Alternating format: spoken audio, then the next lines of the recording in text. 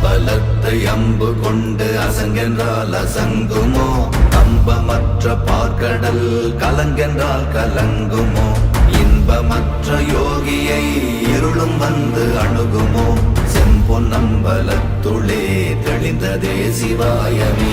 ஓம் நமச்சிவாய ஓம் ஓம் நமச்சிவாய ஓம் நமச்சிவாய ஓம் ஓம் நமச்சிவாய ஓம் நமச்சிவாய ஓம் ஓம் நமச்சிவாய ஓம் நமச்சிவாய ஓம் ஓம் நமச்சிவாய.